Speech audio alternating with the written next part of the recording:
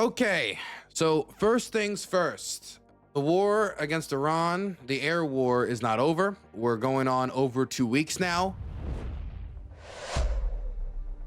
And so we're going on the third week. Now, originally, Trump said that this was ahead of schedule and that it could be over within 3 to 4 weeks.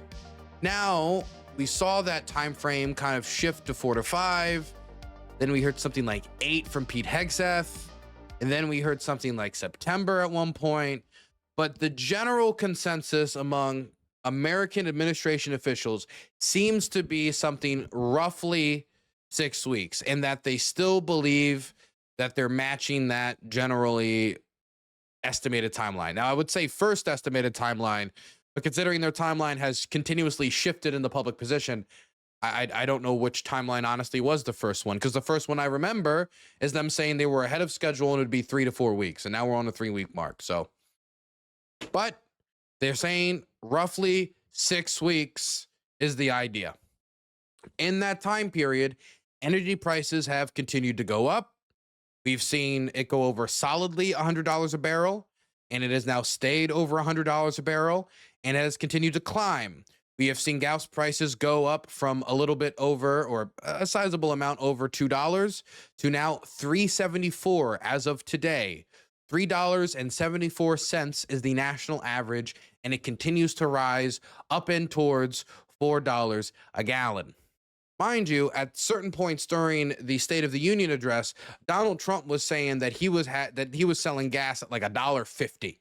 He was throwing out prices for gasoline that only existed at 1 or 2 gas stations in the entire country, and now are gas prices that are literally impossible in this economy. We have seen an on average gas increase of about 10 cents per day since the start of this conflict. It might be down to 8 cents or 9 cents, but that takes space, that takes financial room over time. Even if it's back to only rising 4 cents a day, that means it is still rising. And so that has left the administration in a difficult position trying to explain their economic acumen and how they are taking action to try to save people on the economy. Because when you poll people, most people don't say they care about Iran. Most Americans say they care about the economy, which is not surprising if you were to look at election polling or what Trump actually ran on. But it is surprising when it comes to what Trump is now getting slammed on and seems to be running away from. For example, here is Scott Bessent talking about how they took grand action by allowing the Russians to make more money off of oil, which will help fund the war machine, and how that added so much more financial space for the consumer, before being countered by a journalist telling him that only made up about 1.5 days of global supply. The other thing that we did, we gave a 30-day waiver for Russian oil that was already on the water. It was about 130 million barrels, and that's a lot of oil. Good thing about it, 1.5 days global supply, Mr. Secretary. No, but that's bad framing. Okay. Good framing is that there was about 20 million a day coming out of the Gulf, that 1.5 of that is the Iranian oil. So the 18.5, the Saudis and UAE have diverted the production into the Red Sea. So that's about another 5. There's a strategic petroleum release. So we are in deficit somewhere between 10 and 14. Okay, I was going to ask you, because it's the old hedge fund manager, Treasury Secretary coming out, counting those barrels in your math, because everybody has different numbers.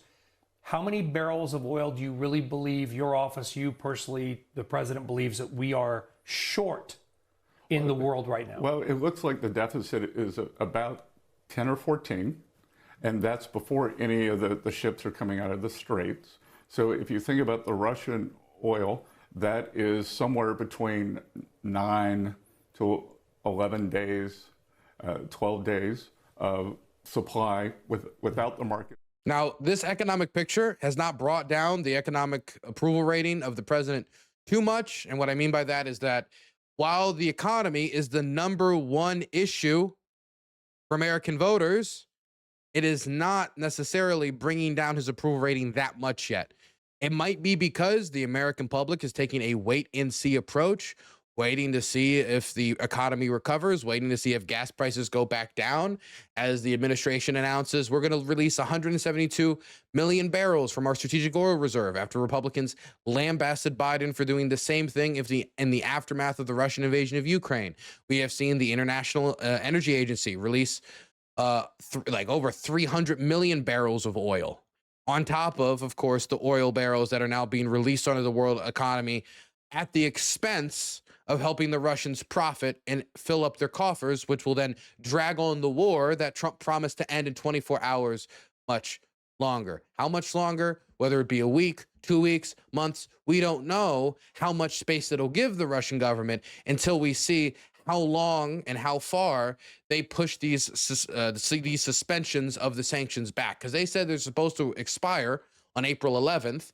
But if this is still going on April 11th, which is absolutely a possibility, then I do not think it is below the Trump administration to continue to kick this can down the road, dragging on the war in Iran and dragging on the war in Ukraine.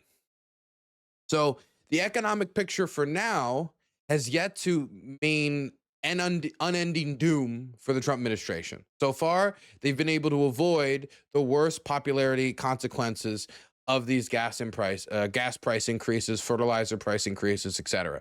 But that will not last forever. And as more American casualties occur, with over 200 American casualties being reported as of right now, 14 American dead, with there not being an immediate end in sight, with the categories by which the president said we should judge his operation: unconditional surrender, choosing the country's future leadership, an end to the atomic weapons program, an end to their ballistic missile program, or at least a massive reeling in of the ballistic missile program, an end to their funding of proxies. None of these things have been achieved. The closest we have gotten to achieving any of these things is that the ballistic missile program is probably set back in production and in reserves from the strikes that have been made by the United States. But even if you were to believe the most optimistic estimations of the Israelis for the amount of launchers they took out, and the Pentagon for about 3 or 4 or 5 days ago, they were saying that there's only 1,000 ballistic missiles left in Iran, that does not mean that once the bombing ceases, that they're going to stop rebuilding new missiles, rebuilding these factories, and continuing. General consensus is that we haven't achieved the standards of success that Trump set out. Whether it comes to the atomic weapons program, ballistic missile program, choosing the future leadership, we haven't achieved that. Things have been achieved. The Iranian Navy is not as strong as it was before. Now, I don't know how many Americans were truly shaking in their boots about the Iranian Navy. And if the Iranian Navy was targeted in order to open up the Strait of Hormuz, well, that hasn't worked. See, in the 1980s, while American ships tried to stop the Iranians from blocking the Strait of Hormuz during the Iran-Iraq War, we had a ship heavily damaged by an anti-sea mine, an anti-boat mine you put at sea that, if it floats and eventually hits a boat, it will explode, put a lot of damage in the hull, might even sink the boat. And it almost sunk the boat, but it didn't. Now, that was in the 1980s. That was before Iran had the Navy it has today. That was before Iran was exporting a lot more petroleum than it was back then. Towards another mic. Hey, thank you for the $10. I appreciate that, Lewis. That was before the Iranians had the sea drones that they have. This is before the Iranians had as many missiles that they now have in their arsenal, and they still have the sea mines that they used then. If you're wondering why the American government has not done a patrol operation to guide shipping vessels through the Strait of Hormuz to open up this passageway, which provides 20% of the world's fuel, but also 30% of the world's fertilizer, the reason is because they cannot guarantee the safety of U.S. sailors, personnel, and ships. If we were to go in there and try to remove Iran's main piece of leverage, as they are desperately grasping to keep the regime alive in the face of all of this pressure in the largest American air campaign against Iran that has ever been done, combined with the largest Israeli air campaign against Iran that has ever been done, that each day we hear a new report of more bombs drop, record-setting bombing attacks. These are not wrong, that they are, that they are setting records. They're just setting records because every day they are bombing more and more and more. They're not going to be in that position and say, you know what, we're going to give up this main piece of leverage because Trump made a threat that he'll bomb us harder. And the attack on Carg Island that Trump did in order to send the signal of we will attack your energy industry. This is where 90% of your refined product goes through, if your crude goes through. Too bad. We will blow up the military targets here. And hey, we aren't blowing up the fuel targets here because we're so nice. Well, the Iranians responded to that by continuing to block the Strait of Hormuz. Whether or not they're calling Trump's bluff, whether or not they're relying on the fact that if Trump takes that out, they can target Kuwaiti desalination plants, they can target the oil and gas infrastructure of Saudi Arabia, of the United Arab Emirates, that they can target other U.S. bases in the region on top of that, and that they could still threaten the Strait of Hormuz. There seems to be a general assertion from the Iranian government that they might be, whether they're naively hopeful in this belief, that there might be a way to put more economic and political pressure on an American administration that is much less resilient to those types of pressures than the Iranians, which have dealt with decades of sanctions and have a government supported by an IRGC that is willing to turn machine guns on their own people to stay in power. So this is the position that Trump finds himself in, unleashing hellfire upon the Iranians, degrading their capacity to use their Iranian, missile stockpile, go after their launchers, but being unable to meet the end goal of any of his set out objectives. He's been able to make progress on different areas of degrading this, degrading that. But if we stop and then come back to after a year, they're going to have built back some of those capacities. And if they're more hardline now, which is what the government acknowledges, our government that is, then obviously not only did we not succeed when it comes to having a choice in who the new leadership is by being denied that choice, and then they went more hardline than Trump ever would have wanted. But if they're more hardline, then they're even more likely to dig their heels in on things like an atomic bomb and whether the Islamic Republic needs one in order to defend itself, or, the shipping of weapons towards proxies, or the ballistic missile program, or any of the things that is angering the Trump administration. I doubt support for protesters or civil liberties is high up that list. That's why I don't talk about them much, though Trump talked about them early on and then didn't talk about them very much. So this is the position that Trump finds himself in. He wants to put more pressure on the Iranians than the Iranians can put economic pressure on him through their strangling of the Strait of Hormuz and the possibility that they could expand operations into the Red Sea if things escalated. It was probably not a good idea to promise protection to the Middle East states and fail at doing so. Well, they are going for Ukrainian drone defense systems, though. Obviously, they don't feel like they're defended all the ways that they needed. Okay, so this is the position that Trump finds himself in. He is in a position where he wants to continue the air campaign. He doesn't want to make it look like he just wasted a bunch of America's munitions, got a bunch of people killed, blew up a children's school, and then we're no closer to America, the world, or the Iranian people being in a better position. It would look like an ineffective use of American power, and more just the demonstration of the fact that we can blow up a lot of things, but blow up a lot of things towards what goal? So he still wants to achieve something. He still wants something better than the JCPOA, even if it means delivering something like there is no sunset clause and something that looks an awfully lot like the JCPOA. He wants something. It doesn't look like the regime is going down. And if Trump wants to make the regime go down and pull the trigger on Carg Island, then the government could pull the trigger on firing on a bunch of other reciprocal targets that would do damage to the region, create a water crisis, create an energy crisis, and further hurt the stock market and put more pressure on Trump in a midterm year. And if you think Trump isn't thinking about that, then you don't know Donald Trump very much. So Trump wants help. Now, that might surprise you because, Donald Trump has said before that he doesn't need help. He doesn't need any support. He doesn't need anything like that. But also, when it comes to talking to Trump from the media, you're never going to get the straightest of answers. One example of this could be when a reporter asked him why he sent 5,000 Marines and sailors to the Middle East. And he responded with a very, truthful answer. See what happens. Can you explain why we're sending 5,000 Marines and sailors? Can you You're explain why a you're... very obnoxious person. Go ahead. Trump says he wants support, but then Trump says he doesn't want support.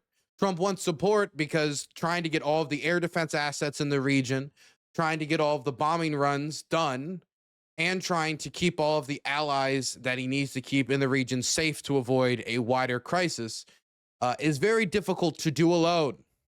And at the start of this war, you might remember that he said explicitly to the British when they offered support to move their aircraft carriers into the region to add in an air defense capacity, he said no, that he didn't want the British to come in, because then the British would come in, they would steal all of the credit from his glorious war, and then he would not be able to get all the glory, all the credit, and all of the fantastic, shiny victory points. And instead, it would be shared amongst those limp-wristed, weak Europeans. And he didn't think it was fair that they would come in at the end and get the support. Now, this might have changed as the war went on and the consequences of the war started to reverberate. First off, we're not exactly clear if Trump even knew that the Strait of Hormuz was at risk or it was heavily considered. Pete Hegseth has responded to reporting that the Trump administration didn't know or did not really prepare for this outcome with anger, saying that the military has planned for decades for this exact outcome. But the military planning for this outcome and Jared Kushner, Steve Witkoff, Marco Rubio, or any of the other, Tulsi Gabbard, these people having a conversation with Trump explaining the risks to international trade, American energy prices, to merchant vessels, and to the agricultural sector when it comes to fertilizer export, like this desalination plants in Kuwait. I am not convinced that he was told of that. And at first, they reacted to this reporting with anger. But since then, Trump has made a million statements to make it sound like this was implicitly correct, that he had not considered this when he started to turn away all of this European support. And power. Look what happened in the last 2 weeks. They weren't supposed to go after all these other countries in the Middle East. Those missiles were set to go after them. So they hit Qatar, Saudi Arabia, UAE, Bahrain, Kuwait. Nobody expected that. We were shocked.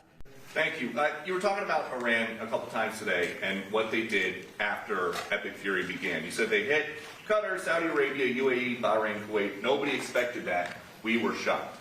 Are you surprised that nobody briefed you ahead of time that that might be their retaliation? Nobody, no. The greatest experts, nobody thought they were going to hit. They were, I wouldn't say friendly countries. They were like neutral. They lived with them for years.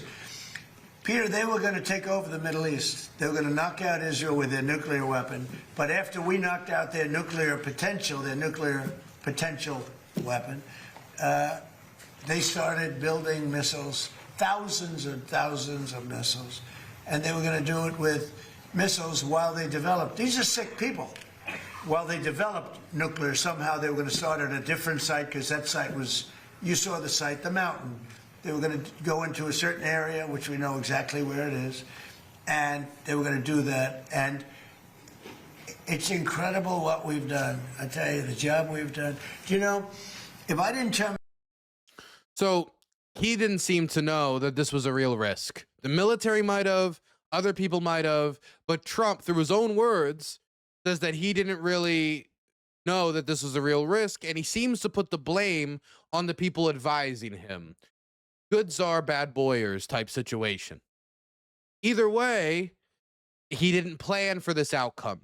There also did not seem to be a lot of planning for the general response on American bases throughout the region. For example, we have an American base in Syria. It's our most major base in the country. We had actually moved a bunch of resources to the base in the process of rotating them out into the region, out of the region. And when this operation started, there was no air defense at that base to speak of. There were American personnel at that base. There was American equipment at that base. And this base, closer in range to the Iranians than Israel, had no air defense to speak of protecting it.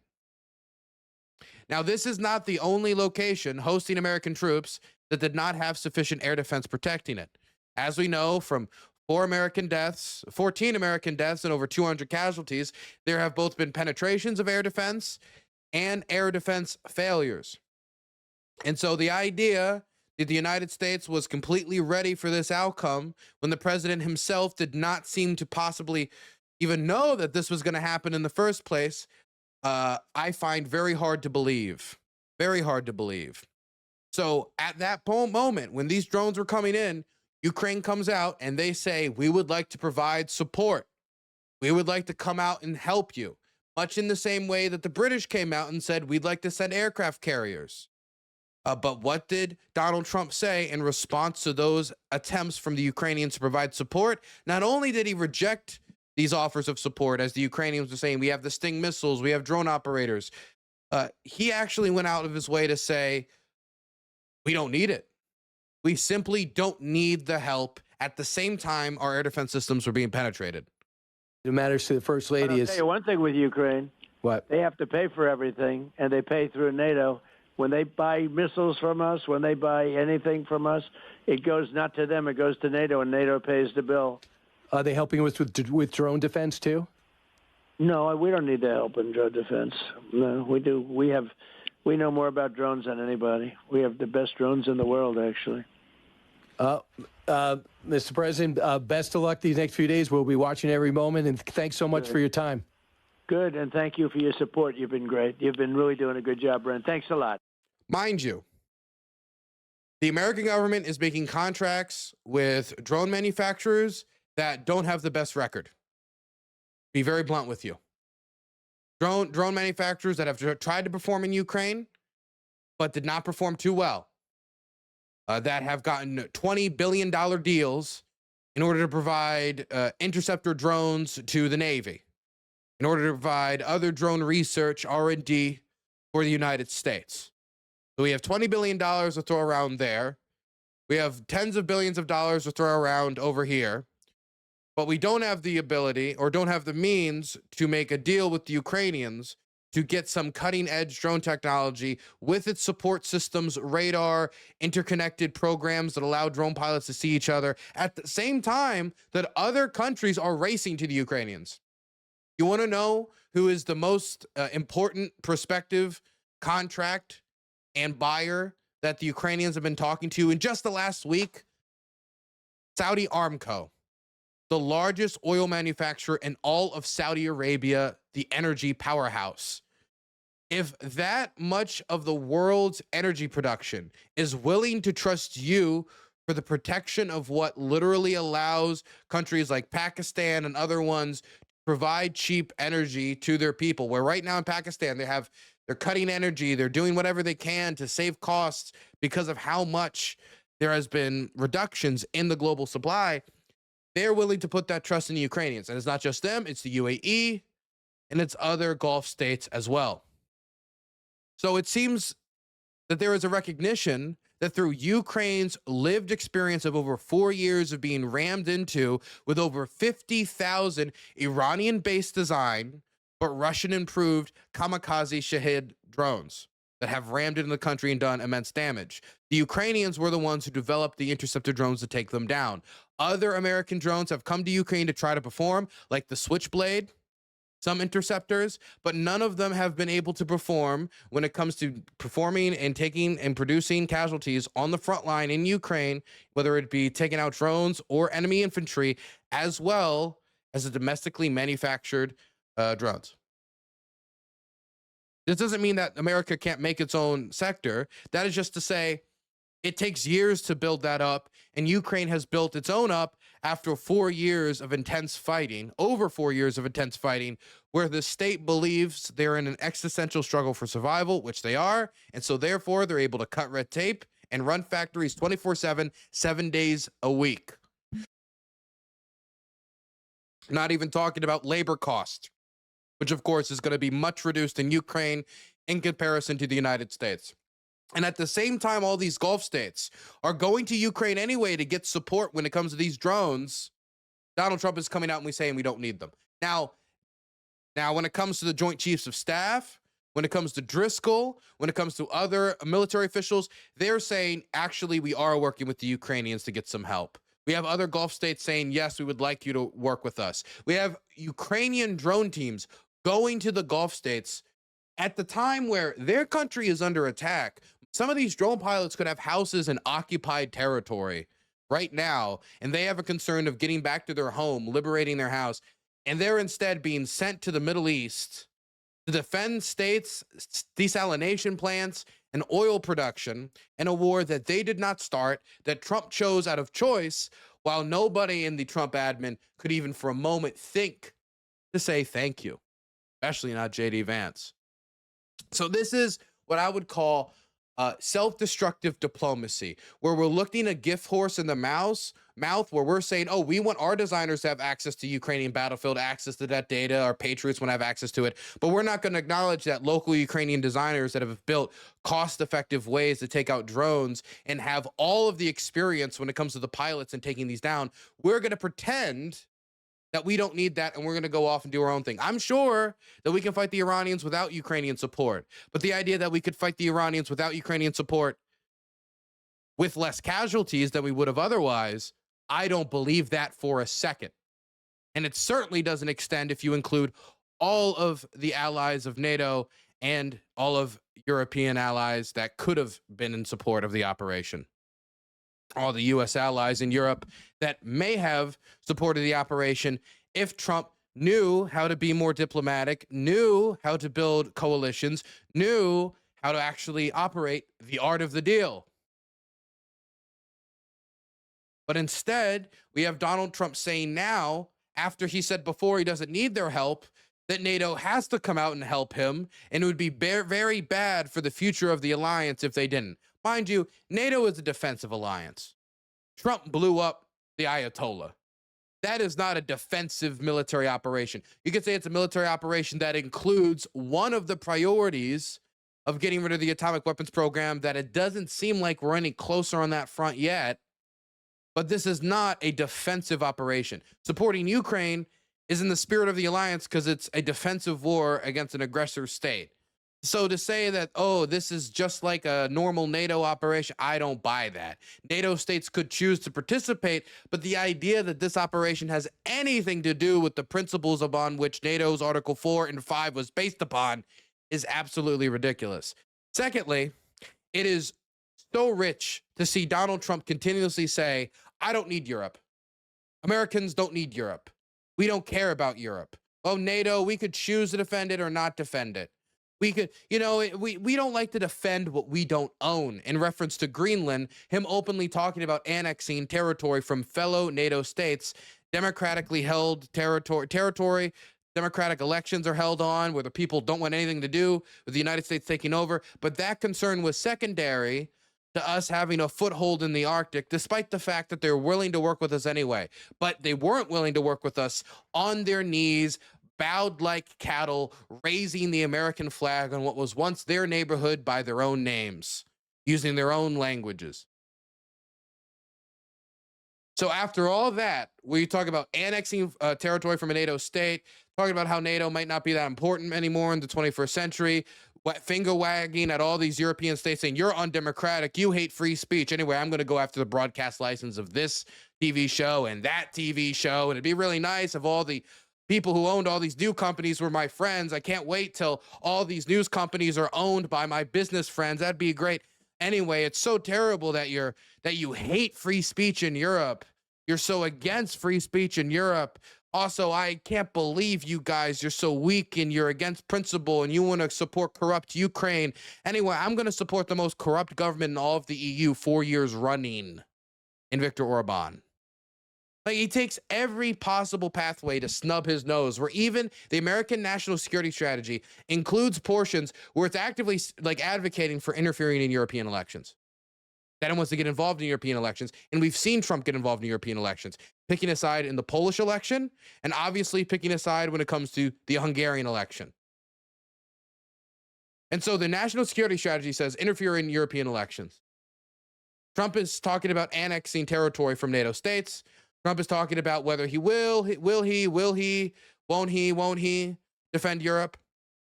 And he's completely just abandoned the idea of sending any aid package to the Ukrainians. It's now the Europeans have to pay us to sell you weapons.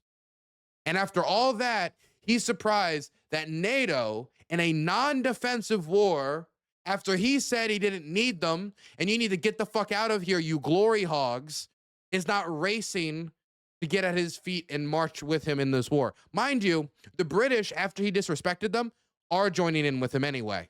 So there are still European states that are jumping on board with Trump's operation regardless, in an attempt to retain support from the United States. The Ukrainians, despite all of this continuous disrespect, continue to freely offer their services and freely offer their support. But this cannot be said for every European power. One example would be the Germans. And it's not just the Germans, but right now we're just discussing the Germans. We will not participate. This comes from Friedrich Merz. So this is the big dog in Germany. We will not participate in ensuring freedom of navigation in the Strait of Hormuz by military means. The war in the Middle East is not a matter for NATO. Therefore, Germany will also not become involved militarily. Look, I don't know if they would have ever participated in said operation. I don't know if said operation would have even occurred if Trump knew maybe the full consequences of what the operation would be.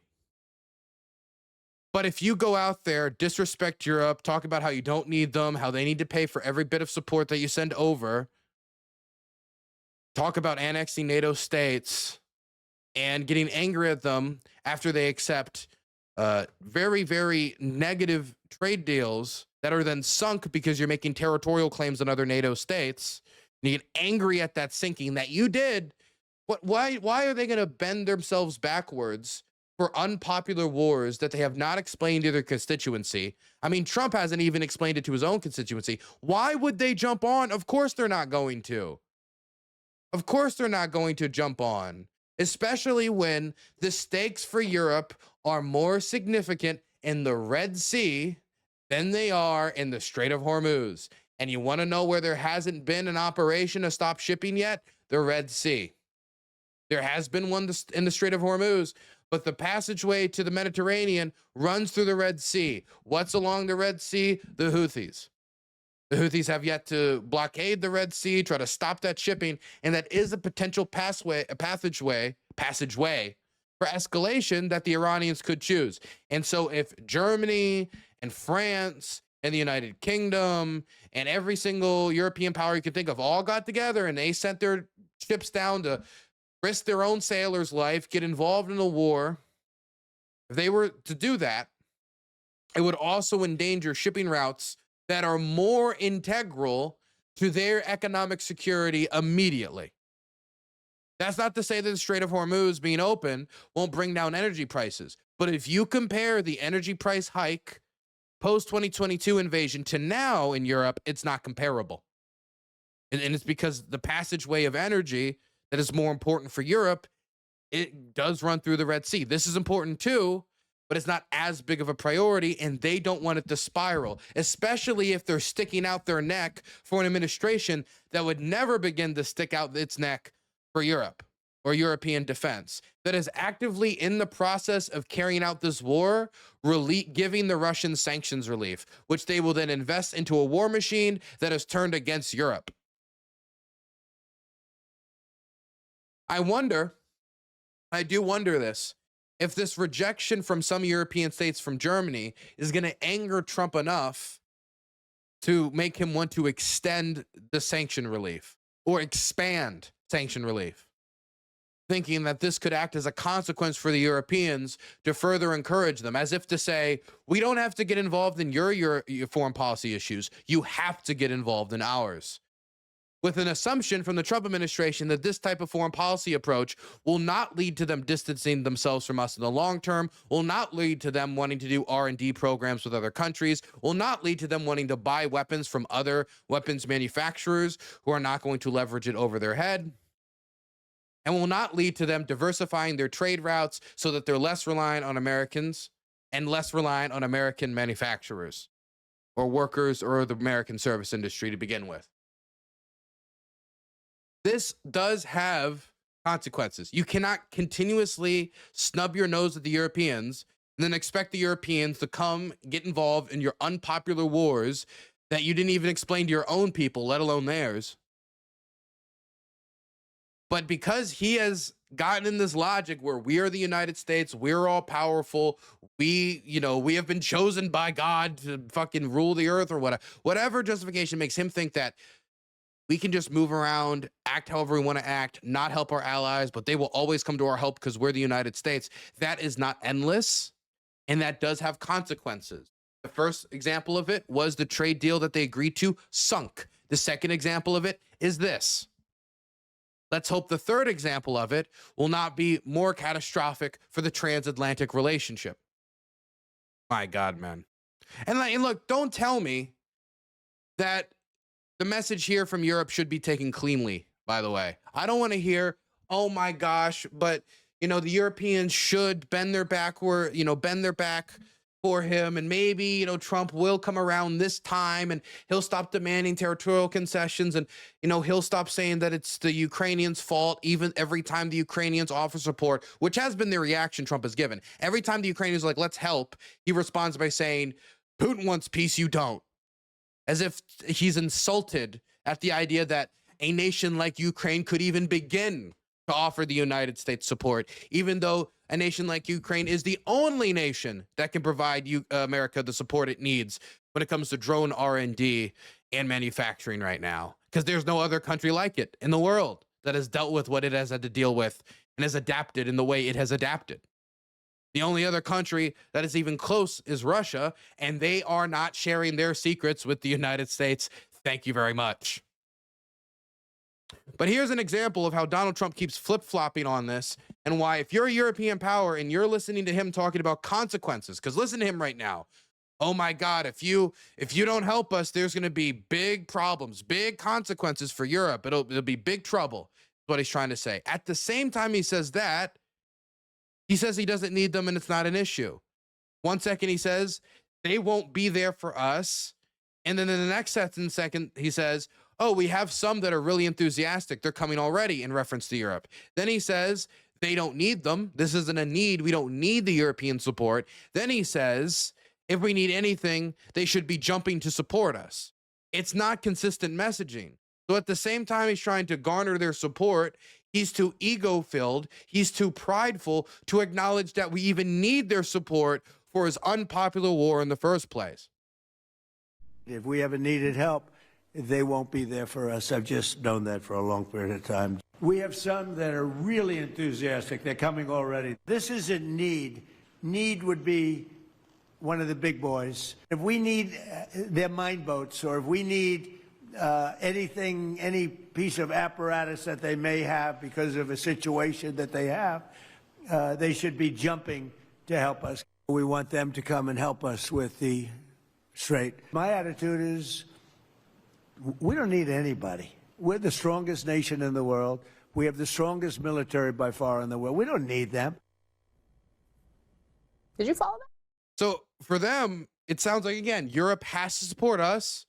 We don't have to give any support to Europe.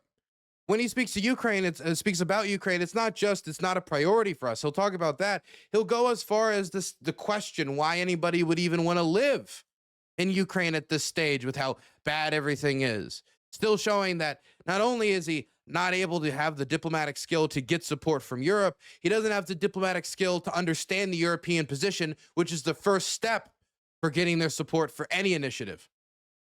And all of these things to protect you. I mean, we're protecting them. We're working with them on Ukraine. Ukraine's thousands of miles away, separated by a vast ocean. We don't have to do that, but we did it. Well, Biden did it. I mean, I have to be honest with you. Biden got taken to the cleaners. But we worked with them in Ukraine. We don't need to work with them in Ukraine. And then they tell us that we have a mine ship around, and they don't want to do it. I think it's terrible. They do what they have to do, but I think they will be ready at some point. But we're doing very well with respect to that whole situation in Iran. We are talking to other countries about working with us on the policing of the strait, and I think we're getting good response. If we do, that's great, and if we don't, that's great too.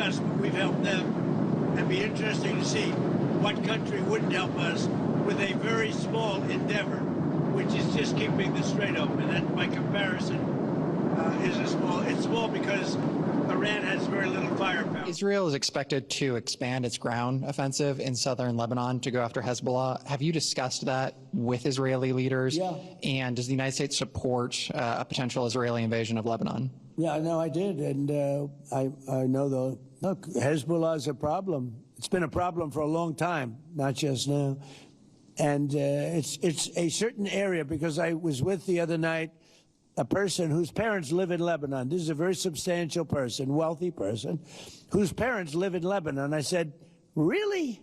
How do you live in Lebanon? Your parents are living? Oh yeah, they live there, and over the years they've gotten used to the fact that it's being bombed. But they explained to me that it's really a different section of Lebanon.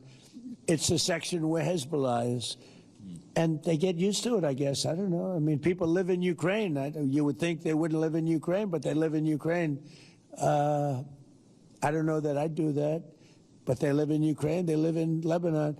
Hezbollah is a big problem, and they're rapidly being eliminated. Thank you very much, everybody. I appreciate it. So Trump's position has no understanding in Europe. And so how is he going to expect understanding from Europeans when he can't even get understanding from his own people, who largely don't support the war, and many of whom don't even understand exactly why we're at war, with changing objectives, and that eventually they're going to have to let go of some. I mean, if their goal was unconditional surrender, we're going to choose the next leadership. Both of those things have already failed. I know that there's still weeks to go possibly with this campaign, but we're a far ways away from unconditional surrender. A far ways away. And how is he going to be able to explain the difference in what he said we were going to do and what we end up getting when we take an out, when we take an off ramp, whether it be something that looks like the JCPOA or is a little bit better than the JCPOA? Because Trump has not exactly been the best when answering reporters' questions. Morally corrupt, bankrupt man. Thank you very much, Renegade Chungus. One example being when he was asked, as I talked about earlier, of the 5,000 Marines and sailors that have been sent to the region, why is he doing that? His answer, screw you. Can you explain why we're sending 5,000 Marines and sailors? Can you explain why you're very obnoxious person. Mind you, he doesn't have the time to answer that question. He does have the time to go on a 1-minute rant about how cute his new bomber toy is. And if these gorgeous B-2 bombers, give me that bomber, Andrews. Let me just hug that little sucker. Give me that bomber over there. Thank you. You knew immediately which one. This looks small, but in person it's very big. Because it's the only plane capable of carrying a 200,000-pound bomb. So I don't know how they do it, because it's very sleek and nice, but it carries a lot of weapons and there's a lot of bombs. But had I not sent this incredible machine times numerous others to hit Iran at midnight with no moon, dead dark, every single bomb was dropped right down the chute that it was supposed to hit. How they do it, who knows? Nobody else can figure. No other country can do it. No other country has our military or even close. And I think we've probably proven that with Venezuela and now with because we have done a number. I do not think that Trump is going to be able to sell the results of this war unless we see a massive change of the series of events or Trump's acceptance of a massive hit to the world economy when it comes to damaging to Saudi and UAE oil infrastructure, a possible water crisis if he wanted to take military strikes on Karg Island. To capture Karg Island could come with more American casualties and would come with its own consequences, both at home and for American deployments in the region, as mass American casualty events does have a tendency of possibly changing where where Americans actually are stationed, as we can tell from what happened in Somalia during the Clinton administration. Point is, Trump will have to take immense risk if he wants to increase the pressure. The Iranians are exporting more oil right now than they were last month by a rate of 30% more. They are the only ships likely going through the Strait of Hormuz at this point, even though exactly which ships are going through and not, when they're turning off their transponders, is very difficult to keep track of. But they're the ones that are able to go through with the least trouble, which is why they've been able to increase their exportation rates. So right now, Trump hasn't been able to achieve his core objectives. He doesn't seem very talkative on explaining the war. He's too prideful to both accept the help that he needs and to request and push for the help in a way that acknowledges the countries he needs to work with, their national security concerns, which often already align with our own. And I don't think anybody else in this administration is going to be able to pick up the slack when it comes to Trump, the pro-peace candidate, fucking all this up. I mean, think about it from this perspective. You think Stephen Miller is going to be able to explain the war? Stephen Miller said that if Kamala Harris won, we'd go into World War III with Iran. He said that on the campaign trail. So I don't think it'll be Stephen Miller. I don't think RFK can do it. I do not think Pete Hegseth, you can't even keep it straight on whether this is a war or not. And he was the one who said publicly, well, you know, the only thing that's really stopping transit in the Strait of Hormuz is the Iranians. So in a way, yeah, we know that. But I don't think it's going to be Pete Hegseth. Marco Rubio might be the best case scenario just because he seems to be the one that has the most technical knowledge, that sounds the most professional when he's speaking, that when you look into his eyes, you can tell he knows what he's saying, even if it's not, you know, necessarily received by the American public, not particularly popular amongst the American public, but at least has a certain amount of credibility that might inspire confidence. But you know who I think is going to be the worst at it? J.D. Vance, a prospective 2028 front runner for the Republican Party. This is somebody who was the most anti-interventionist on Trump's campaign, who talked about the need to stop supporting Ukraine, who constantly talked about the need for the Ukrainians to surrender more, surrender this, surrender that. If we keep surrendering to the Russians, maybe we'll win something that's worthwhile. Occurred is occurred. I don't think he's going to be able to. For the mic. Hey, thank you for the 15 Aussie dollars. I think that's Australian. River and Sun, thank you for the 15. I appreciate that. But I don't think J.D. Vance, the anti-interventionist who has now had to change his rhetoric to polish up this interventionism, I don't think he is going to be the one to do it, especially when his argument as for why this is going to succeed, when his argument on the campaign trail was that idiots had gotten us in the wars in the Middle East and wars of choice. Oh, it's too expensive to support Ukraine. Oh, we have those missiles need to go elsewhere. And then those same missiles and now being fired in mass at Iran while still having not achieved a single priority. That means meeting the end goal, not 60% there, not 40% there, not 80% there, but we've met the goal. Well, his argument for why it's different is that other presidents, they were stupid, dummy, where this president has a big old brain. And that sounds silly. It doesn't sound real, but I swear to God, that is the entirety of his argument, that other presidents were stupid. Our president is smart. So that's why this war in the Middle East will work. It's like he's not even trying. Second, given your past skepticism of foreign adventurism, are you completely on board with the current war in Iran? So I like fraud czar. It's certainly what we're going to do. And look, we have to do it. As the president said, this is a problem that has festered in this country for far too long, and far too few people have actually wanted to do anything about it. That's what makes this administration different, is that we actually tackle the problems the American people have been confronting. So I'm very happy about it. And look, I think that I know what you're trying to do, Phil. You're trying to drive a wedge between members of the administration, between me and the president. What the president said consistently, going back to 2015, and I agreed with him, is that Iran should not have a nuclear weapon. We have taken this military action under the president's leadership. I think all of us, whether you're a Democrat or Republican, should pray for its success and pray for the safety of our troops. That's the approach that I've taken. Make it as successful as possible. So there's no hesitation, given your past statements, with the current operation? What do you mean there's no hesitation with my past statements? Given your skepticism of foreign adventurism, you were a critic of the global war on terror previously.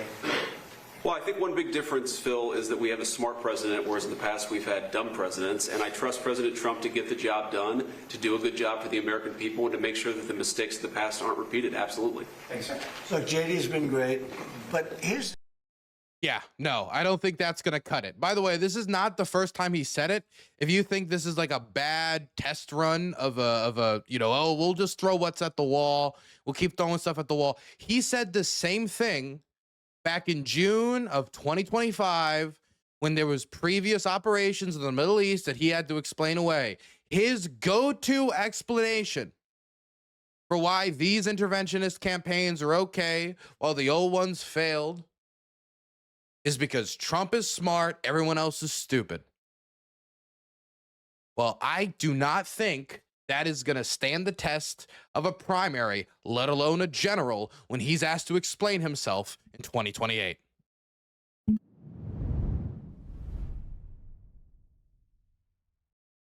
Asked anyone if they watched One Piece when on the ground reporting. Not yet. Not yet. I asked favorite ice cream flavor once. That was a good question.